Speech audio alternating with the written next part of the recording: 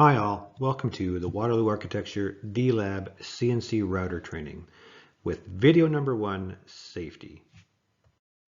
In addition to this video, a CNC router user should be aware of the standard operating procedures or SOP for the router, the general fabrication safety guide, and the CNC router user guide and safety manual.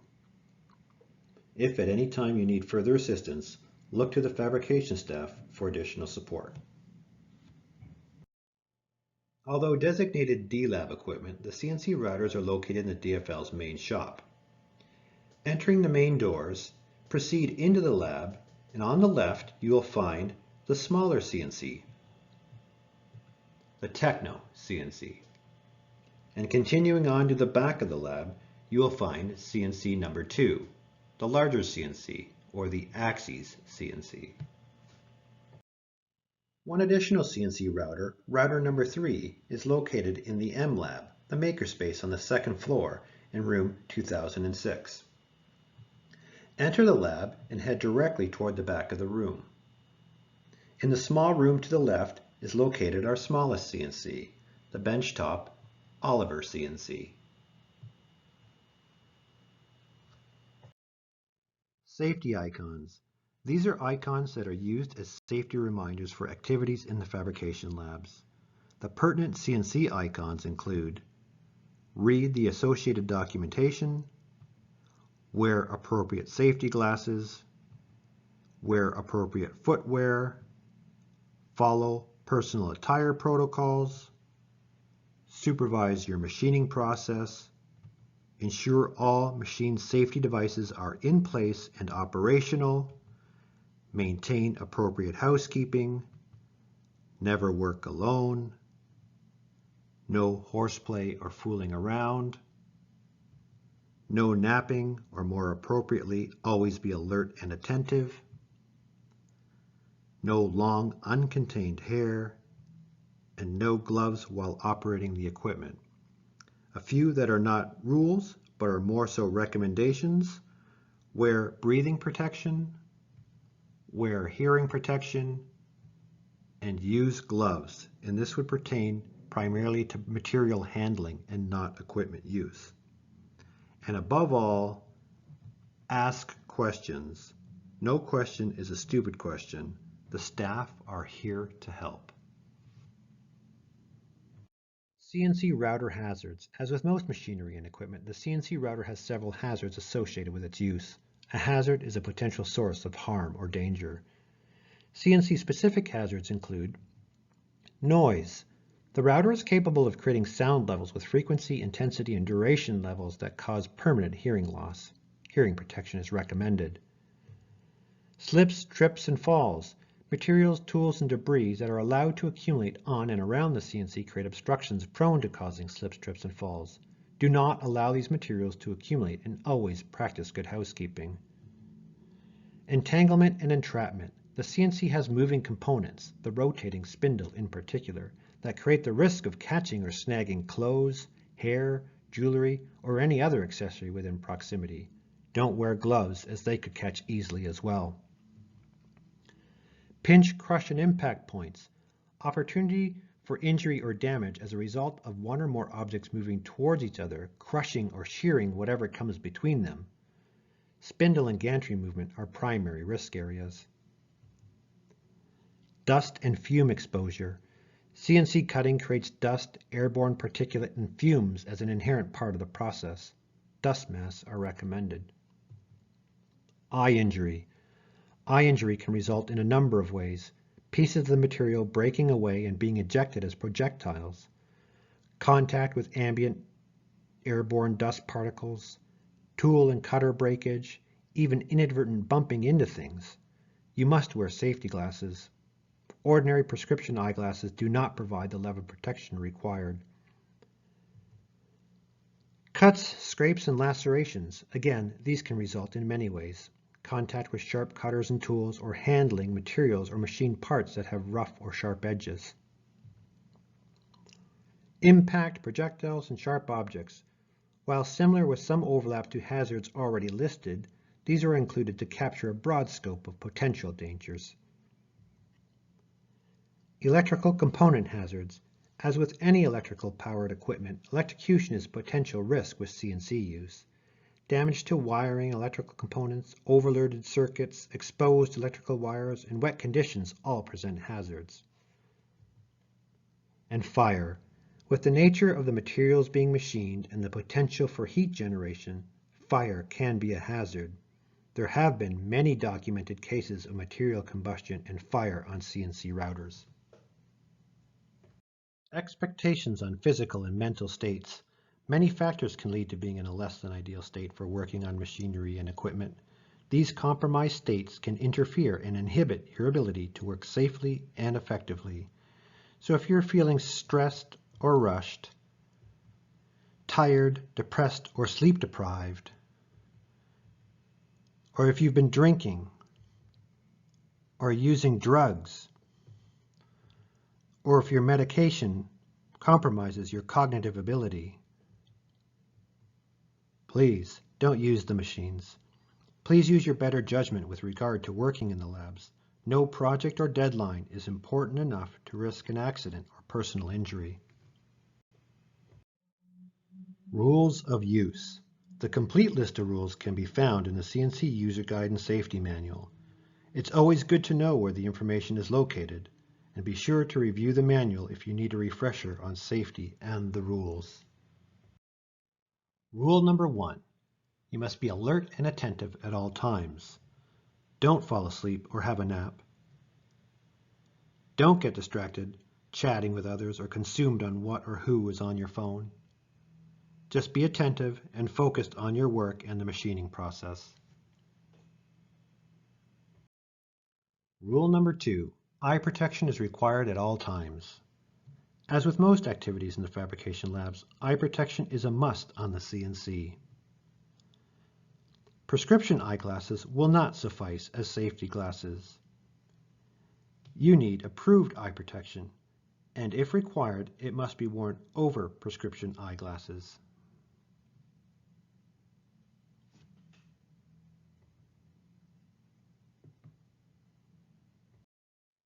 Rule number 3, appropriate attire. No dangling strings or ties. No loose-fitting or baggy sleeves. Always have long or loose hair tied back or contained in some way, like a cap or a hat. Hair can be easily snagged by moving parts of the machine. Eye protection, as mentioned previously. Proper footwear. While this is a rule for the labs in general, we reiterate the requirement here for the CNC. Pants. We suggest wearing durable, well-fitting pants as they can provide a level of additional protection. Shorts, skirts, and dresses are far from ideal attire for working on the CNC. We would also like to be wary of jewelry. Loose necklaces or large earrings. These items must be removed or contained when working on the CNC. No neckties. Not usually a problem with architecture students, but we prohibit them. Scarves, shawls, and the like should be removed. Headphones and earbuds are not acceptable while working on the CNC. Hijab styles with dangling or loose ends should be tucked into clothes, shirts, or turtlenecks. Long beards should be tied up. If your hair is caught in a spinning machine, it will be pulled out if you're lucky. If you're unlucky, you will be pulled into the machine. Remove all hand jewelry that could be caught in moving machinery. This includes rings and loose bracelets. And the phone. While not strictly attire, it does seem that way at times. They can be a distraction, so refrain from using them when working on the CNC. Rule number 4, report all injuries and incidents to the staff. As much as we try to prevent them, injuries and accidents do happen. Please report any injury or incident immediately to the staff. Michael and Heinz are trained in first aid and will take any necessary actions. Any damages will be reviewed and investigated to determine if further action is required. Rule number 5, never leave the CNC running unattended. This is definitely not advisable and will not go over well with the staff. If you need to leave, pause the machine or have an alternate approved team member supervise the CNC. This individual should be aware of their responsibilities and be able to perform them. Rule number 6, never lift more than you can handle. If the material you're preparing for the machine is large, heavy, or awkward, get help. It's easy to injure yourself trying to maneuver such items alone.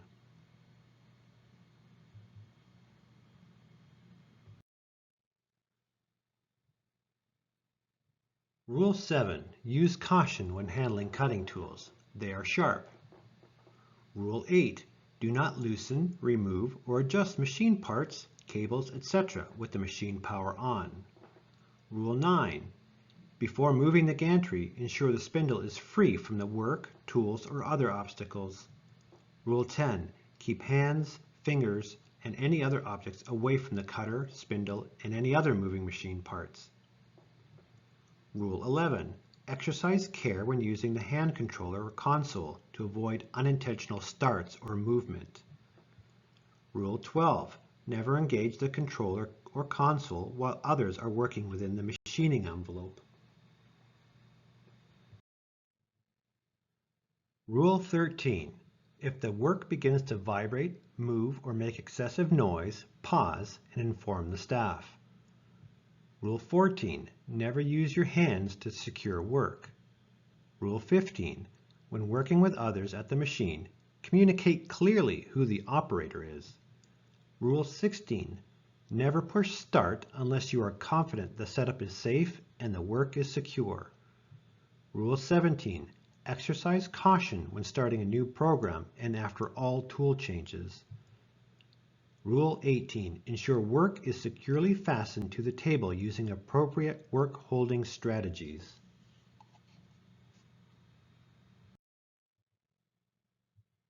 Rule number 19, keep the controller accessible in case of an emergency or immediate stoppage. Rule 20, clearances around the machine can be tight. Take care to keep clear of the gantry. And Rule 21, clean up and housekeeping. Leave the machine and surrounding area cleaner than you found it. E-stops. E-stops are emergency stops that will interrupt and stop all machine movement. You must know and be prepared to use them in case of an emergency. The Techno has 3 E-stops. The hand controller will likely be the primary stop. The red square button on the hand controller is a pause button.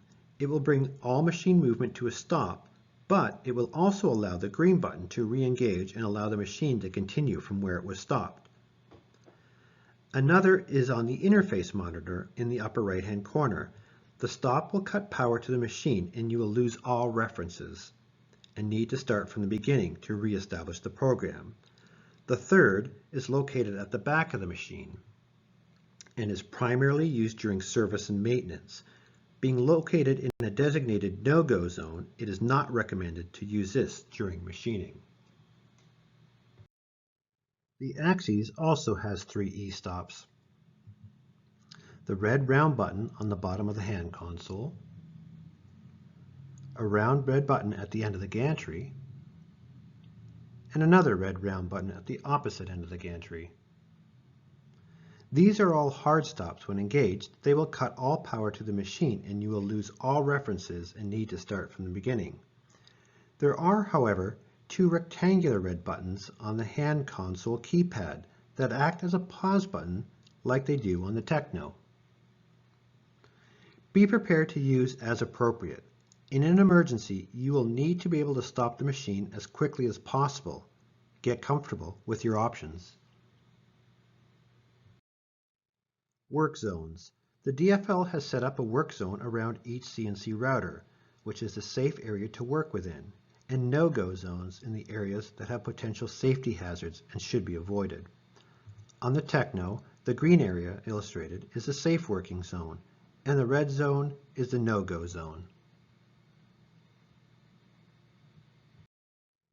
And similarly, on the axes, the green area illustrated is the safe working zone, and the red areas is the no-go zone. Housekeeping. In the DFL, we refer to housekeeping on the CNC as keeping the area organized and tidy during machining and thoroughly cleaned after machining.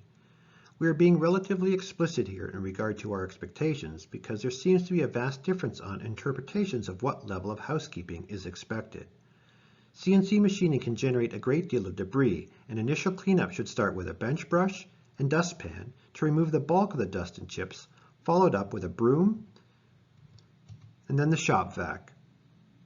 Be sure to thoroughly clean the main table area, front and back,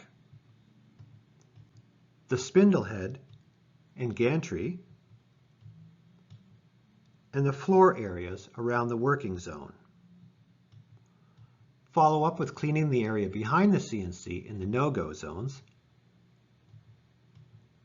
including the windowsill areas and the computer workstation area. In the end, the machine should be cleaner than when you started. While not so much of a safety concern, cleaning the computer of old files is a housekeeping task, and we ask that you do your part.